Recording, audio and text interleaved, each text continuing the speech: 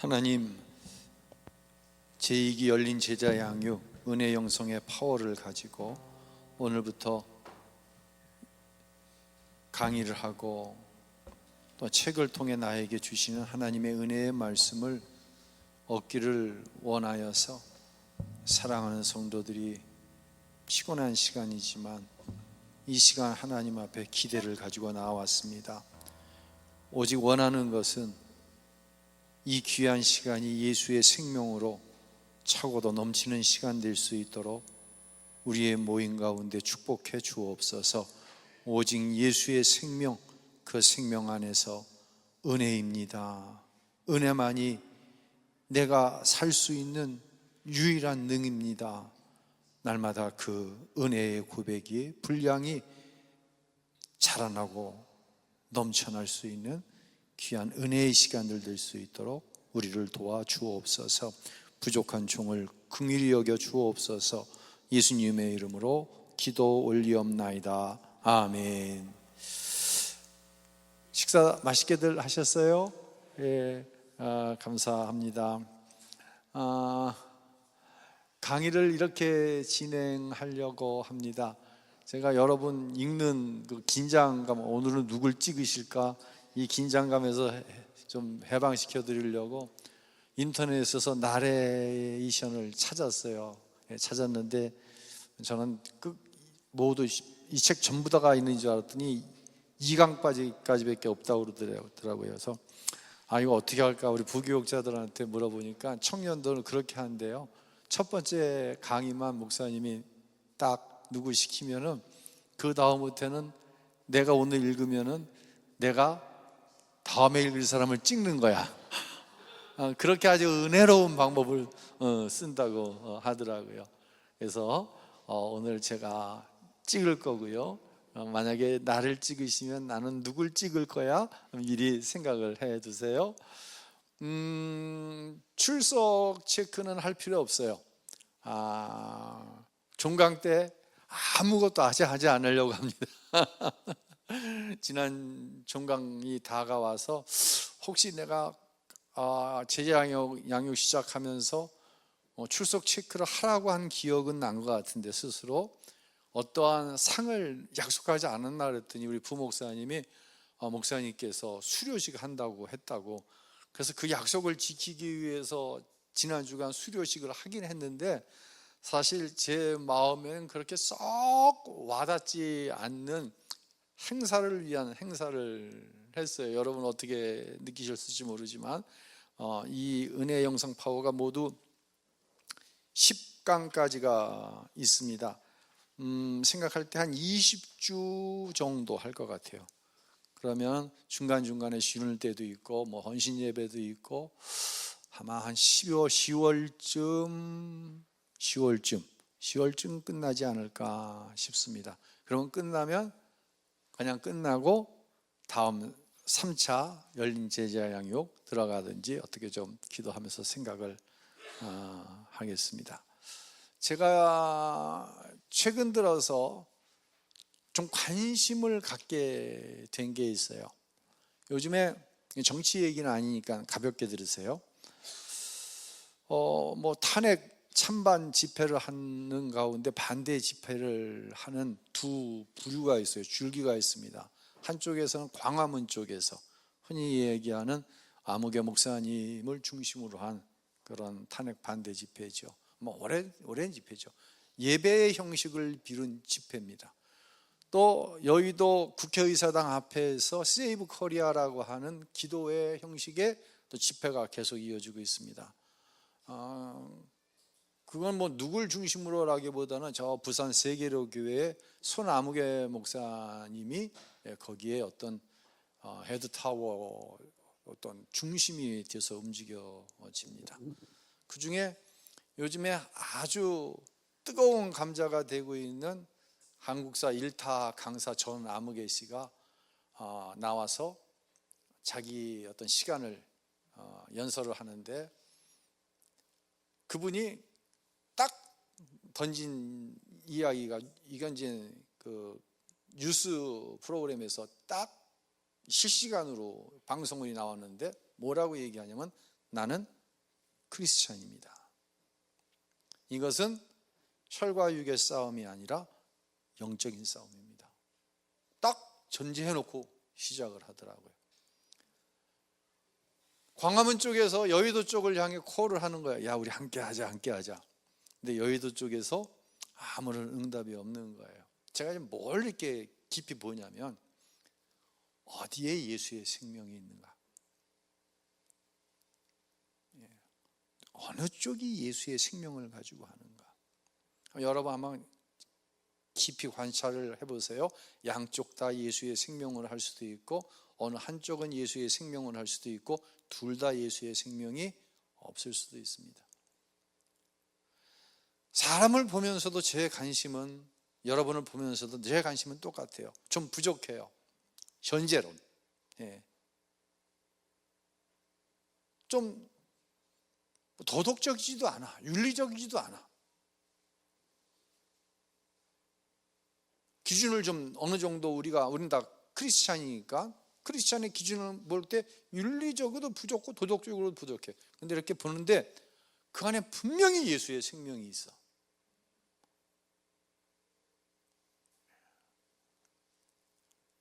그럼 무슨 생각이 드냐면, 하나님이 하시겠구나. 누구의 생명이 있어? 예수의 생명이 있는 거예요. 그 안에. 다른 말로 거듭난 거예요. 지금은 부족하고, 지금은 조금 윤리적으로나 도덕적으로나 부족함이 있는데 분명히 그 안에 예수의 생명이 있는 거야. 이건 된다. 분명하게 선포를 하는 거예요. 이건 됩니다. 반대로 차고 넘쳐. 모두 실력도 있고 뭐든지 차고 넘쳐. 그런데 뭐가 없어? 예수의 생명이 없는 거예요. 조심스러운 거예요. 이건 조심스러운 거예요. 굉장히 그 실력이 있고 뭐도 있고 그것을 통해 하나님의 영광이 나타나는 것 같은데, 예수의 생명이 없으면 언젠간 이건 반드시 넘어지게 되어 있거든요. 조심스러운 거예요. 우리가 은혜 영성의 파워라고 하는 책을 오늘 시작하면서 1강이 뭐예요? 제목이 은혜의 삶입니다. 은혜의 삶이라고 하는 것은 무엇으로 표현할 수 있느냐? 그 안에 예수의 생명이 있는 삶인지, 아니면 율법, 옳고 그름에서 나는 옳아, 나는 대체로 옳아, 이것을 주장하는 율법적인 삶인지, 이거를 분별하고 넘어가자는 거예요. 지금 이 책은. 그런 거죠. 내가 목사니까 그냥 죽을 힘을 쓰는 거야. 그냥 길을 쓰는 거야. 그래도 목사의 사명을 감당할 수 있어요. 근데 내 안에 예수의 생명이 넘쳐나는 거예요. 그렇게도 목사의 사명을 감당할 수 있어요. 예수의 생명으로 하니 교회가 막 부흥되고, 길을 쓰고 하니 부흥이 안 되고, 반대로 길을 쓰고 그냥 열심히 목회를 하니 부흥이 되고, 예수의 생명으로 하는데도 교회가 눈에 보이는 성장을 하지 못할 수도 있어요. 이 얘기를 하는 거예요. 지금 나는 예수의 생명으로 살아가고 있나, 신앙생활하고 있나, 아니면 나는 길을 쓰고 옳은 방향으로 가기 위해서 잘못된 것은 조금씩 날마다 잘라내고 어떻게 쓰든지 옳은 방향, 의로움과 옳은 방향은 달라요. 의로운 건 예수의 생명 안에 있는 것만 의로운 거예요. 의인의 강구는 역사하는 힘이 크다. 여기서 의롭다고 하는 것은 옳다고 하는 게 아니에요. 옳은 삶이 아니에요. 예수 안에 있는 삶, 예수 안에 있는 간구는 역사하는 힘이 큰 거예요. 의롭다고 하는 것은 은혜의 쪽이고, 옳다고 얘기하는 것은 율법적인 방향이에요. 그 이야기를 하는데, 특별히 생명나무와 선악을 알게 하는 나무, 이 두 나무에 관한 이야기가 나옵니다. 읽어보면서 하는데 혹시 밑줄 3개 쳐오신 분 있어요? 한번 손 한번 들어보세요. 감사합니다. 감사합니다. 임자원 사모님 오늘 한번 읽어볼래요? 그럼 이명선 집사님 밑줄 3개 쳤어요? 뭐 쳤는지 한번 읽어줄 수 있어요 지금? 몇 페이지 이렇게 한번 앞으로 강의를 위해서 한번 몇 페이지 몇 페이지요? 마이크 주세요. 8페이지 8페이지. 예수님을 그저 자기 삶의 구세주로만 받아들이는 것과 모든 삶의 현장에서 예수님을 생명으로 고백하는 것의 차이는 무엇인가? 바로 여기도 뭐가 나와요? 예수의 생명으로 사는가 아닌가 그 얘기가 나오는 거예요. 또 두 번째 언더라인 9페이지. 몇 페이지요? 9페이지. 9페이지. 예수님을 생명으로 받아들이는 것은 우리에게 그분의 본질이 있다는 의미이기 때문이다. 여기서도 뭐가 나와요? 예수의 생명 얘기가 나오는 거예요. 또 하나. 이거는 26페이지요. 26쪽. 여기에 밑에 부분에 모든 행위는 마음에서 출발해야 한다는 것을 우리는 잘 알고 있다. 모든 행위는 마음이라고 하는 것은 옳고 그름이 아니라 예수의 생명에서 출발해야 된다는 얘기를 하는 거예요. 잘 찍었어 내가 아주. 다른 걸 언더라인을 쳤으면 어떡할 뻔했어. 그런 의미에서 이명선 집사님 어제 성경학교하고 힘들겠지만 좀 돌아오시고 한 사람 찍어봐. 누구 찍을래? 다음 주요? 두두두두두 개봉박도 누구? 이거 시험들 많아서 찍으면 안 돼. 옆에 사람 찍었어요? 응? 누구? 남편? 누구 찍었어요? 아직 안 찍었는데. 아직 안 찍어서 뜬 굉장히 들이네. 힘들지 누구 찍는 거. 내가 그동안 이렇게 힘들었어. 괴로운데요. 누구? 집사님. 윤세희 집사님이 찍은 거예요? 그럼 다음 주에 윤세희 집사님 읽으시는 거고. 자, 오늘 이명선 집사님 읽어주세요. 처음부터. 우리 앞에 놓인 2가지 삶의 방식. 나는 27년 동안 예수님을 믿었다. 그러나 그분의 은혜를 깨닫기 시작한 것은 불과 5년밖에 되지 않는다. 5년 전에 예수님은 나를 완전히 새로운 사람으로 변화시켜 주셨다. 예수님이 우리에게 계시하신 진리는 우리의 삶에 영원한 변화를 일으킨다. 그 진리는 내 인생을 완전히 바꾸어 놓았고 하나님의 은혜 안에 사는 법을 알게 해주었다. 나는 8살 때 예수님을 믿었다. 그때 나는 예수님이 내 구세주이신 것을 확신했고 언제 죽더라도 천국에 갈 수 있을 것이라고 믿었다. 그 후부터 나는 예수님이 진실로 내 주님이 되시기를 소망하며 언제나 주님이 기뻐하시는 일을 하려고 했다. 그때부터 예수님이 내 삶의 중심에 자리 잡기 시작했고 청년이 되어서는 다른 사람에게도 이런 삶을 살도록 가르쳤다. 그러나 믿는 자에게 예수님은 그저 구세주요 주님으로만 머물러 계시지 않는다는 것을 깨닫게 되었다. 우리에게는 그보다 더 큰 부르심이 있다. 그것은 바로 예수님이 곧 생명이라는 사실을 모든 삶의 현장에서 고백하기를 원하신다는 것이다. 크리스천으로서 예수님을 그저 자기 삶의 구세주로만 받아들이는 것과 모든 삶의 현장에서 예수님을 생명으로 고백하는 것의 차이는 무엇인가? 예수님이 주님으로만 계신다면 신약 성경에 나오는 주님은 단순히 주인이라는 의미만 지니게 된다. 종은 주인의 마음을 헤아려 주인이 원하는 것을 해야 한다. 그렇게 해야 주인이 기뻐하기 때문이다. 이처럼 예수님을 주인으로만 알 때 우리도 종의 마음으로 살게 된다. 그러나 사도 바울은 분명한 어조로 우리가 더 이상 종이 아니라 하나님의 아들이라고 말한다. 우리가 예수님을 생명으로 여길 때 비로소 그리스도인이 맛볼 수 있는 새로운 삶으로 들어간다.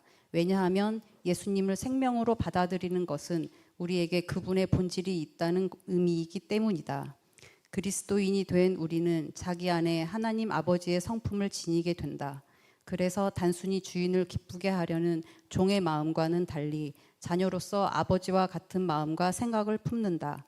아들은 아버지의 본질과 성품으로부터 영향을 받으며 성장과 행동하기 시작한다. 은혜의 삶을 산다는 것은 우리가 그리스도 안에서 믿는 자로서 올바른 정체성을 찾는 것이다.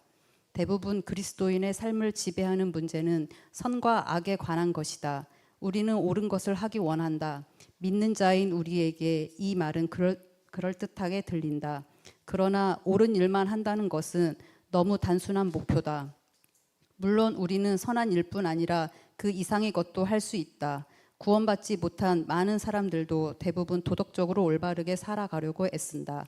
그들 역시 언제나 정도를 가는 것이 옳다는 것을 알고 있으며 또한 그렇게 살고 싶어 한다. 하지만 단지 올바로 사는 것이 하나님의 자녀된 당신의 목표라면 그것은 온전한 삶이 아니다. 우리를 향한 하나님의 뜻은 단순히 옳은 일 몇 가지를 하는데 그치는 것이 아니라 의롭게 사는 데 있다. 그런 목표를 가질 때 우리는 하나님이 허락한 기적의 삶을 경험하게 된다. 창세기에는 인류가 창조되었을 때 생겨난 두 가지 상반된 삶의 철학이 나타난다. 하나는 옳은 일과 관련된 도덕적인 삶이고 다른 하나는 의로운 삶이다. 의로운 삶은 다른 말로는 기적의 삶이라 할 수 있다. 두 가지 상반된 삶은 이미 에덴에서 시작되었다. 먼저 하나님은 동산을 지으시고 자신의 형상대로 창조하신 사람을 거기 두셨다. 예, 여러분 나눠드린 형광펜 받으셨나요? 네? 응답이 없어요? 형광펜 안 나눠줬어요? 네? 형광펜 지금 가지러 갔나 봐. 사다 놨는데. 자, 이제 가지러 갔고요. 좀 기다리시면. 자, 이 책이 제가 조금의 힌트를 드렸기 때문에 예수의 생명, 의가 한 세트고 율법, 도덕적으로 옳고 그름을 위해서 무엇인가를 하는 거, 요게 한 세트인데 은혜라고 하는 것은 예수의 생명, 의가 바로 은혜이구나. 대충 여러분이 이렇게 감을 잡으시고 이 책을 지금 추천하시는 거예요. 제가 27쪽 1강을 여러 번 읽어봤는데 오늘 말씀을 드리는 것은 선 지식이 될 것이고 다음 주에 함께 읽어 나아가는 부분에서 이제 이런 단식이 나오게 되실 겁니다. 자, 먼저 창세기 2장 8절, 9절, 2절 말씀. 방송실 펜 나중에 나눠주시고요. 준비됐어요? 뭔지 모르겠지만 2장 8절 9절 한번 읽겠습니다. 여호와 하나님이 동방의 에덴에 동산을 창설하시고 그 지으신 사람을 거기 두시니라. 그 땅에서 보기에 아름답고 먹기에 좋은 나무가 나게 하시니 동산 가운데에는 생명나무와 선악을 알게 하는 나무도 있더라. 자, 놔둬보세요. 놔둬보세요 모니터. 자, 여기에 보면 하나님께서 에덴을 창설하시고 그 안에 많은 실과를 맺는 각종의 나무들을 만들어 두셨어요. 이 실과는 다 먹을 수 있어요. 근데 동산 가운데는 몇 종류의 나무가 있어요? 몇 종류? 2종류. 이 종류 가운데 선악을 알게 하는 나무는 우리가 잘 알고 있는 나무예요. 근데 생명나무를 처음 들어보신 분? 지금 그냥 다 처음 들어보시는 분도 있을 거예요. 왜냐하면 이 생명나무를 가지고 설교를 하거나 생명나무에 대한 이야기를 교회에서 어떤 적용 부분에 사용할 일이 거의 없어요. 이 생명나무는 2장 9절에 나오고 창세기 3장으로 가면 3장 22절에 이 생명나무에 관한 이야기가 나오는데 이 3장 22절 한번 읽고 계속 말씀을 드릴게요. 읽겠습니다. 여호와 하나님이 이르시되 보라, 이 사람이 선악을 아는 일에 우리 중 하나같이 되었으니 그가 그의 손을 들어 생명나무 열매도 따먹고 영생할까 하노라 라고 얘기합니다. 이 이야기는 이런 상황 속에서 진행이 됩니다. 하나님이 많은 나무를 만드셨어요. 다 따먹을 수 있어요. 근데 동산 중앙에 특별하게 이름을 붙이신 나무가 있는데, 하나는 무슨 나무? 생명나무. 하나는 무슨 나무? 선악을 알게 하는 나무예요. 말 그대로 생명나무는 영생을 누리는 나무예요. 에덴에 창조되어진 모든 피조물들은 죽음이 없어요. 영원히 사는 거예요. 행복하게.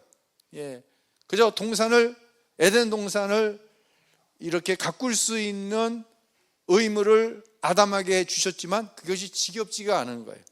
하루하루의 삶이 하나님과의 관계 속에서 보시기에 심히 좋았더라고 하는, 당신은 내 뼈 중에 뼈요 살 중에 살이라고 하는 아담과 하와는 정말로 행복한 삶을 살았어요.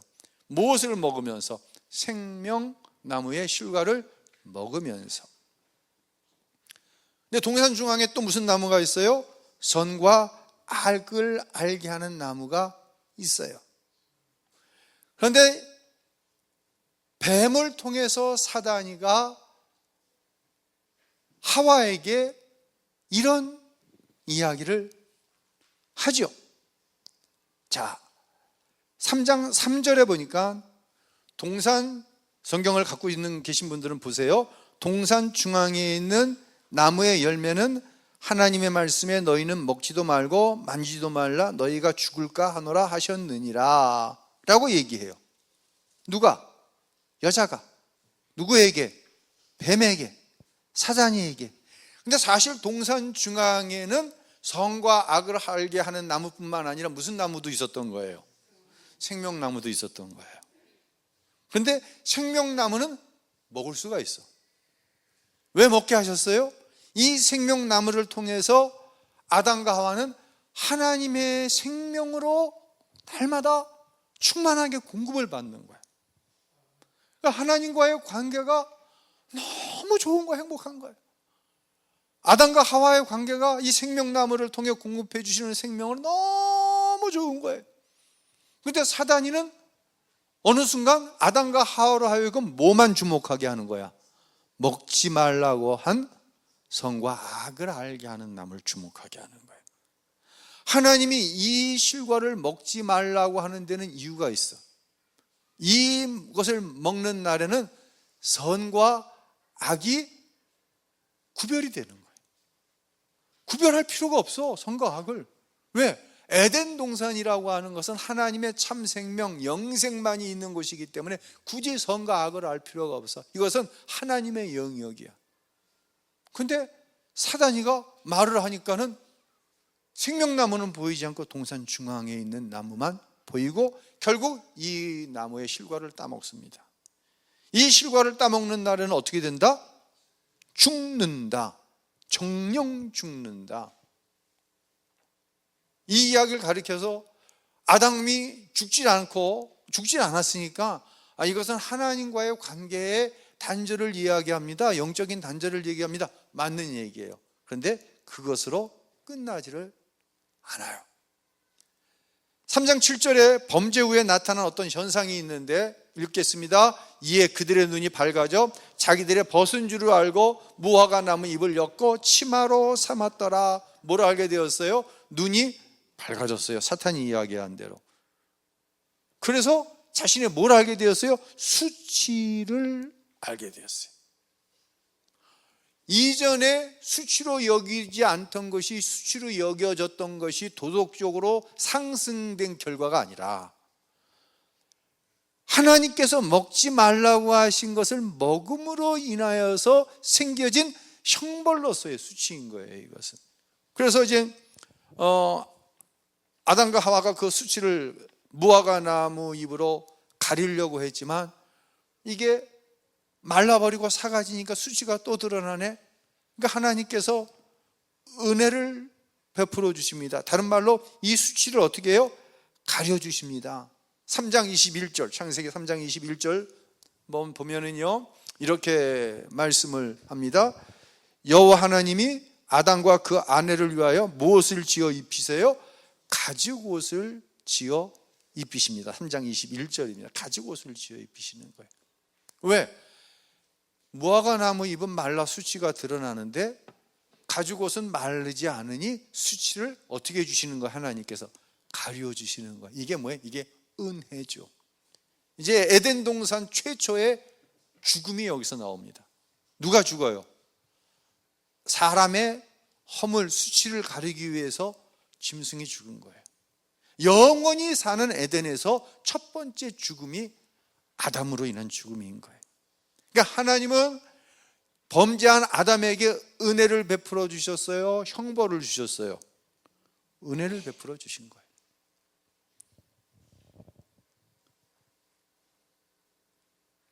그뿐만 아니에요. 자, 이제 에덴 동산에 비상이 걸린 거예요. 무슨 비상이 걸렸냐?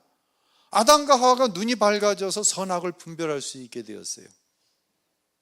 이 상태로 만약에 죽지 않고 영원히 산다고 한다면 이건 저주예요. 이건 결코 축복이 아니에요. 그런데 생명나무를 먹는 한 계속해서 살아.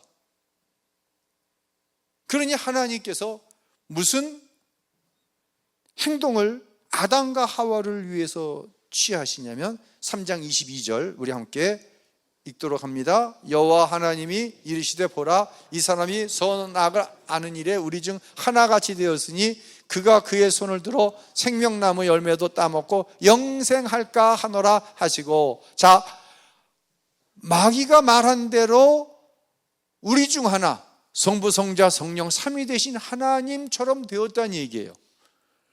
그런데 진짜 아담이 하나님처럼 되었다는 이야기는 아니야. 이 얘기는 하나님과 선악을 과를 따먹음으로 선악을 알게 된 사람의 차이점은 무엇이냐면, 인간은 죄를 지을 수 있어서 지었어요. 하나님이 주신 자유의지 때문에.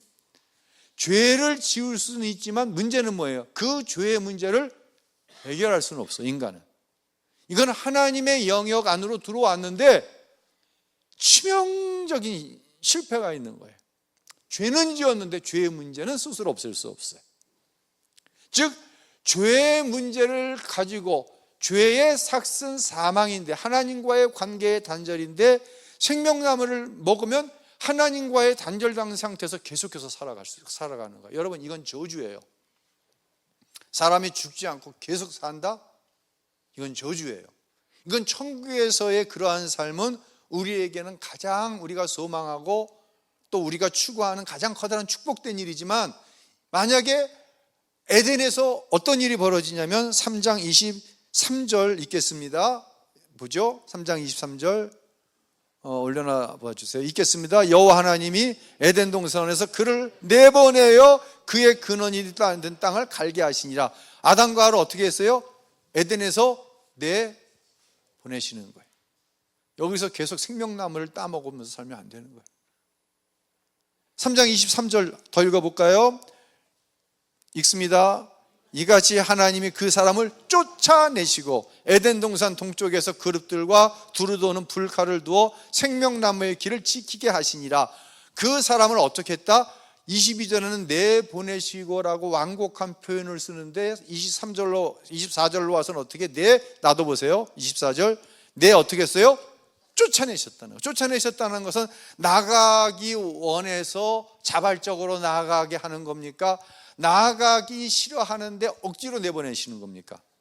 나가기 싫은데 억지로 내보내는 거예요. 왜 나가기 싫어? 하나님과의 관계의 단절 가운데서도 인간은 생명나무를 따먹으면 영원히 살고 싶은 거야. 근데 영원히 사는 것은 결코 인생에게 축복이 아니야. 이건 저주야. 그러니까 하나님이 내어 쫓아버리시고, 쫓아버리는 걸로 끝나지 않아. 에덴 밖으로 쫓겨났어요. 쫓겨나고 틈만 있으면 어디로 올라오는 거야? 에덴으로 들어오려고 그러는 거야. 뭐 하려고? 뭐 따먹으려고? 생명나무 따먹으려고. 이것이 바로 타락한 인생의 본질이라는 거예요. 하나님과의 관계가 단절됐음에도 불구하고 영원히 살고 싶은 거예요.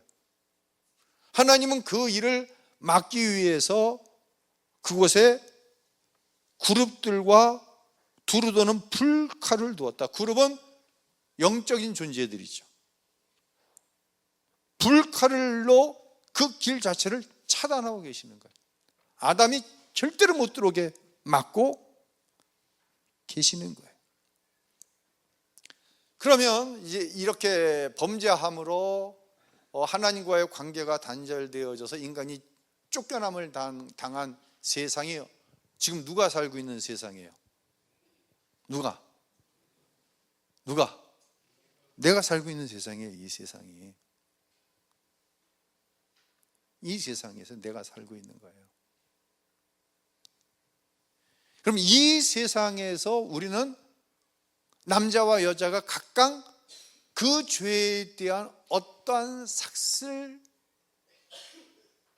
받으며 살 수밖에 없는가? 그건 여러분이 이제 잘 아는 건데 한번 점검하고 넘어가죠. 먼저 16절 보시면은요, 하나님이 여자에게 이러한 이 쫓겨난 세상에서의 삶을 주십니다. 읽어볼까요? 또 여자에게 이르시되 내가 내게 임신하는 고통을 크게 더하리니. 임신은 축복인데 여자에게는 고통이 되어지는 거예요. 내가 수고하고 뭘 낳아요? 자식을 수고함을 안 하는 거예요. 너는 남편을 원하고 남편은 너를 다스리는 거예요. 남자가 여자를 다스리는 거예요. 이것은 바로 죄로 인해서 저주를 받은 인생이 경험하는 것이죠. 이건 하나님께로부터 온 징벌이에요. 남자에게는 어떤 징벌이 주어집니까?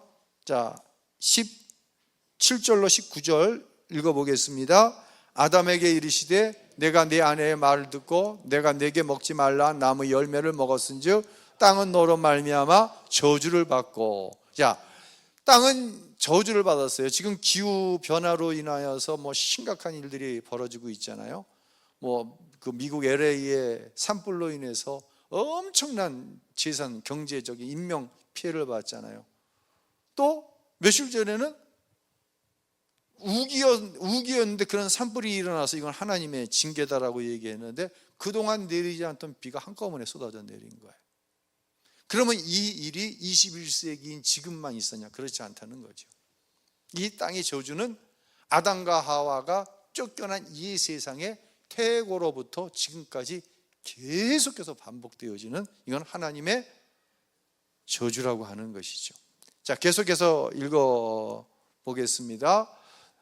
너는 내 평생에 수고하여야 그 소선을 먹으리라. 노동은 원래 수고로 온 게 아니었어요. 근데 이 노동이 우리에게 수고로움이 됐다는 거야. 18절 읽어볼까요? 땅이 내게 가시덤불과 엉겅퀴를 낼 것이며 내가 먹을 것은 밭의 채소인즉 계속 있습니다. 자, 이 당시에는 밭의 채소만 먹었어요. 그런데 어느 순간부터 사람이 육식을 하기 시작했어요. 노아의 홍수 후부터다라고 이야기를 합니다. 19절 읽습니다. 내가 헐그러 돌아갈 때까지 얼굴에 땀을 흘려야 먹을 것을 먹으리니 내가 그것에서 취함을 입었음이라. 너는 헐기니 헐그러 돌아갈 것이니라 하시니라. 영원히 살게 수 있게끔 창조되어져서 생명나무를 같이 하나님의 생명으로 살던 인생이 이 땅으로 쫓겨남을 당해서 이 땅에서 결국은 헐그러 돌아갈 수밖에 없는, 헐그러 돌아가기까지 수고를 멈출 수 없는 그러한 저주받은 인생이 된 거예요. 그러니까 저와 여러분이 지금 한숨을 쉬며 감당하는 삶은 어떤 특별한 사람에게만 주어진 것이 아니라 아담과 하와의 후에, 아담과 하와는 곧 저와 여러분을 이야기하거든요. 저와 여러분이 이 땅에서 이것은 누구든지 예외 없이 감당하면서 살아가는 삶이라는 거예요. 무엇을 잃어버린? 하나님의 생명을 잃어버린. 하나님의 생명을 잃어버리고 이 수고와 땀이 아니면 살 수 없는 인생이 옳고 그름을 가지고 천국과 지옥, 하나님과 하나님 아님을 나눈다? 여러분, 이거보다 교만한 게 없는 거예요. 내가 옳고 너는 틀리고, 내가 옳으니 난 하나님 잘 믿는 거고 너는 틀리니 넌 하나님 잘 안 믿는, 이거보다 교만한 게 없다는 거예요. 오늘 본문에 한 가지만 우리가 깨닫는다고 한다면 이것을 깨달아 알아야 된다는 거예요. 자, 아담과 하와가 내쫓김을 받은 이 세상의 권세는 누가 잡고 있어요? 흔히 공중 권세를 누가 잡고 있어요? 사단이가 잡고 있는 거예요. 타락해서 하나님의 영적인 세계에서 쫓겨남을 받은 사단이가 이 땅의 권세를 잡고 있는 거예요. 자, 보세요. 이 땅의 권세를 사단이가 잡고 있죠. 하나님은 아담과 하와의 후손인 저와 여러분에게 이 저주가 이어나가게 아시죠? 도대체 우리의 어떤 의로운 행위로 이 저주에서 벗어날 수 있습니까? 어떤 의로운 행위가, 좀 단어를 바꾸게, 어떤 옳은 행위가, 예수의 생명이 아닌 어떤 옳은 행위가 우리로 하여금 하나님께서 창조해 놓으셨던 그 최초의 보시기에 힘이 좋은 상태로 돌아갈 수 있냐는 얘기예요. 방법이 있다 없다? 방법은 없다는 거예요. 무엇이 아니면 안 된다? 은혜가 아니면 안 된다. 예수가 아니면 안 된다. 그래서 이 생명나무라고 하는 단어는 그렇게 많이 나오지 않아요. 생명나무라고 하는 노래를 장욱조라고 하는 가수가 불렀잖아요. 잠언서에 보면 생명나무라고 하는 단어가 있는데, 예수로부터 흘러온 그 강가에 심기어진 생명나무에 관한 구절이 요한계시록 22장에 나와요. 요한계시록 22장 1절과 2절 읽고 오늘 시간 되는 대로 진도를 좀 나가볼게요. 읽겠습니다. 또 그가 수장같이 맑은 생명의 강을 내게 보이니 하나님과 및 어린 양의 보좌로부터 나와서 길 가운데 흐르더라. 강 좌우에 생명나무가 있어 12가지의 열매를 달마다 그 열매를 맺고 그 나무 잎사귀들은 만국을 치료하기 위하여 있더라. 아멘. 생명나무가 강 좌우에 있어. 그러니까 에덴에 심겨진 생명나무는 단수야, 한 그루인데 여긴 많은 생명나무가 강 좌우에 있는 거예요. 근데 이 강에 물을 머금고 이 생명나무가 자라는데, 나도 보세요. 이 생명나무를 흐르는 물의 근원이 어디예요? 어린 양의 보좌로부터. 어린 양은 누구예요? 예수 그리스도로부터 나온다는 거예요.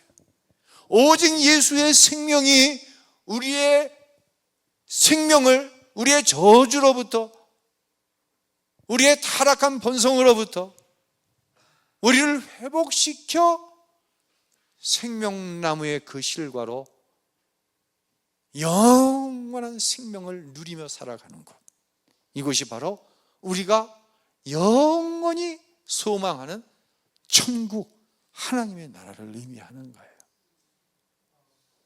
그러니까 생명나무라고 하는 구절이 많지 않지만 요한계시록 22장에서 분명히 얘기하는 어린 양 보좌로부터 오직 예수로만 이 생명을 얻을 수 있다고 확실하게 얘기하는 거예요. 우리가 오직 예수의 생명이 아닌 이유가 바로 여기에 있다고 하는 것이죠. 자, 우리 12쪽까지만 그래도 오늘 좀 진도 좀 나가죠. 마저 읽어주세요. 동산에는 두 그루의 나무가 있었다. 하나는 생명나무이고 다른 하나는 선악을 알게 하는 나무였다. 두 나무는 하나님 안에서 선택할 수 있는 두 가지 삶의 형태를 보여준다. 생명나무는 예수님을 상징한다. 신약 성경은 예수님이 바로 생명이라고 거듭 말한다. 생명이신 예수님과 연합하여 사는 삶이 하나님이 의도하신 삶이다. 이것은 그분과 함께 거하고 그분과 함께 경험하고 그분을 즐기는 삶이다. 타락 이전 아담과 하와는 매 순간 그분 안에서 주님을 영화롭게 하며 살았을 것이다. 이것이 태초부터 인간을 향한 하나님의 뜻이었다. 또한 오늘날에도 하나님의 뜻은 변함이 없다. 우리가 그분 안에 머물면서 안식을 누릴 때 우리는 기적의 삶을 살게 된다. 자, 여기에 줄 한번 치우세요. 우리는 그분 안에 머물면서 안식을 누릴 때 우리는 기적의 삶을 살게 된다. 우리가 추구하는 기적의 삶은 없던 것이 있어지고 있는 것이 더 많아지고 내 소원이 이루어지고, 이것이 기적이 아니라 예수 안에서 누리는 세상에서는 절대로 경험할 수 없는 예수 생명, 이 예수 생명이 내 안에 있을 때 이것이 기적이라고 이야기하는 거예요. 자, 계속 읽어주세요. 한편 이 동산에는 다른 나무도 있었다. 그것은 선악을 알게 하는 나무로서 율법을 나타낸다. 아담과 하와가 타락하기 전 그들은 선악의 차이를 알지 못했다. 왜냐하면 선악과를 먹지 않았기 때문이다. 그러나 그들이 선과 악을 알지 못한다고 해서 그것이 문제가 되었는가? 전혀 그렇지 않았다. 이 선악을 알게 하는 나무의 열매를 하나님은 먹지 말라고 하셨고 먹는 날에는 반드시 죽는다고 말씀하셨다. 그런데 사탄이 와서 하와에게 하나님이 참으로 너희에게 동산 모든 나무의 열매를 먹지 말라 하시더냐? 라고 묻는다. 하와는 동산 나무의 열매는 우리가 먹을 수 있으나 동산 중앙에 있는 생명의 열매는 하나님의 말씀에 너희는 먹지도 말고 만지지도 말라 너희가 죽을까 하노라 하셨다라고 대답한다. 뱀은 결정타를 날린다. 너희가 결코 죽지 아니하니라. 너희가 그것을 먹는 날에는 너희 눈이 밝아져 하나님과 같이 되어 선악을 알 줄 하나님이 아심이니라. 아담과 하와는 하나님의 형상대로 지음을 받았기 때문에 이미 그들 안에 하나님의 성품을 지니고 있었다. 그런데 하와가 선악과를 먹고 남편인 아담도 그것을 먹게 되었을 때 커다란 변화가 일어났다. 갑자기 그들의 눈이 밝아져 처음으로 자기들이 벗었음을 알게 된 것이다. 그러면 그전에는 이들이 벗었다는 것을 왜 몰랐을까? 그전에는 자신들이 벗고 있다는 것에 전혀 마음을 쓰지 않았을 것이다. 선악과를 먹기 전 그들의 삶은 온전히 하나님에게만 초점을 맞추고 있었다. 그런데 타락이 시작된 이 시점부터 인간은 하나님과 분리되어 자기 자신을 보기 시작했다. 자신의 부끄러운 모습을 보고 하나님 앞에서 숨어버린 것이다. 이때부터 선악과를 먹은 인류는 계속해서 자신에게만 집중하며 하나님을 외면하기 시작했다. 마침내 아담과 하와는 처음으로 하나님과 분리된 삶을 살기 시작했다. 이전에는 하나님과 나라는 독립된 개념이 아닌 우리라는 하나의 개념을 가지고 살았다. 그런데 하나였던 우리가 선악과를 먹음으로써 하나님과 분리된 정체성을 갖게 되었다. 즉 그들이 선악을 알게 하는 나무를 선택했기 때문에 선악과의 기준이 그들의 삶에 들어온 것이다. 그때부터 사람들은 선과 악의 잣대로 삶 속에서 옳고 그름의 문제를 찾기 시작했다. 그것이 그들 삶의 중요한 가치가 되면서 도덕적인 행위를 갈구하는 마음이 생겨났다. 그러나 하나님은 도덕적인 삶을 살게 하기 위해서 인류를 창조하신 것이 아니다. 오늘 여기까지만 말씀을 드리는데요. 오해가 없어야 되겠죠.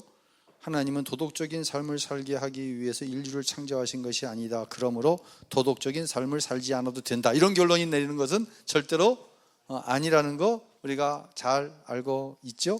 오늘 여기까지 하고 13페이지부터 다음 주 읽으신 분은 한번 미리 읽어주시고요. 또 언더라인 3줄 꼭 부탁드리겠습니다. 우리 찬양하겠습니다.